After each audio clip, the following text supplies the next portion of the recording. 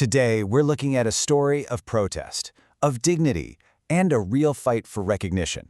We're going to dive into the world of India's unsung healthcare heroes, the ASHA workers, and explore why they're on the front lines, not just of medicine, but of a battle for their own value.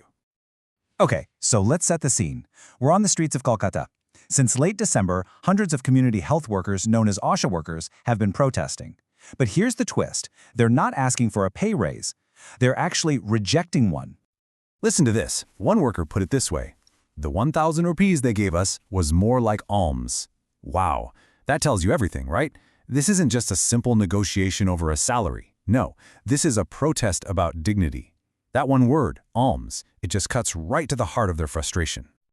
So it really makes you wonder, who are these workers exactly? And why is their fight so incredibly important, not just for them, but for the entire public health system across India?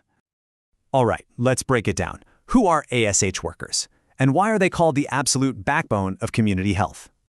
Okay, so ASHA, it actually stands for Accredited Social Health Activist. But honestly, the full name isn't the most important part. It's what it means. These are trained women, and this is the key. They're selected from the very community they serve. So they're not an outsider. They're a familiar, trusted face. This whole ASHA program was started under India's National Rural Health Mission, and it had one main goal: to create a kind of interface. Think of them as the essential human bridge. They're the ones connecting their neighbors to doctors, to clinics, to government services in pretty much every corner of the country. And get this. The goal is to have one ASHA worker for every 1,000 people. Just stop and think about the scale of that for a second. We're talking about a network of roughly 1 million women, each one being the main health contact for 1,000 of her neighbors. That's huge. So, as you can imagine, that massive responsibility means they do a ton of different things every single day. They're way more than just a link in a chain. For many people, they really are a community's lifeline. I mean, their job description is just immense. They're the first person you see for healthcare, carrying a basic drug kit. They're also teachers, right? Raising awareness about everything from hygiene to nutrition. And this is so important. They're advocates, especially for women's health. And on top of all that, they're facilitators, literally helping people get to clinics and get the medicine they need.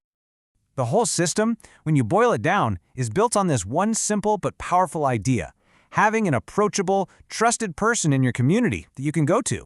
Whether it's for advice, some basic medicine, or just help dealing with a confusing system, it's all about relationships. That trust, that's their superpower. Okay, but this is where we get to the really troubling part, the central contradiction of their job. After all this vital, essential work, how are they paid? Well, the answer is complicated. This right here, this is the core of the problem. Officially, on paper, an ASHA worker is called an honorary volunteer, not an employee, not a worker, a volunteer. I want you to remember that word, volunteer, because it clashes completely with their reality. See, even though their title is volunteer, they actually get paid through this really complex system of incentives. So they get paid for doing specific tasks, like going to a meeting or making sure a kid gets vaccinated. What does it all add up to? An average monthly income of just 2,000 to 7,000 rupees. It's basically a paycheck for a volunteer. And that is the fundamental tension right there. Okay, so now that we have all that context, let's go back to the protests we started with. Now it starts to make sense, right? You can see why this fight for a fair wage has moved from the villages right onto the city streets. So here's a quick rundown of how we got here. The protests for better pay kicked off late last year. Then, in February, the government came in with an offer, a 1,000 rupee increase. The workers, they rejected it, calling it an insult. So now, things have escalated. They're only providing emergency services, which, as you can guess, is putting a massive strain on the same system they're supposed to be holding up. And it just paints two very different pictures, doesn't it? On one hand, you have the ideal image of this nurturing community caregiver. But then the reality is these exact same women out on the streets, holding signs and demanding to be valued for the absolutely essential work they do. And when you look at the numbers, the dispute is just stark. The government's offer, a 1,000 rupee increase. The workers demand a fixed monthly payment of 21,000. I mean, that gap isn't just about money, it's a massive chasm in how their work is even valued. And this is maybe the most crucial point of all. The salary dispute gets the headlines, sure, But the real demand is for something way more fundamental. It's about recognition.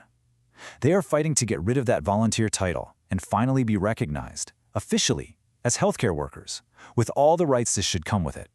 And all of this brings us to one final big question. We've established that these women are the backbone of public health for millions of people.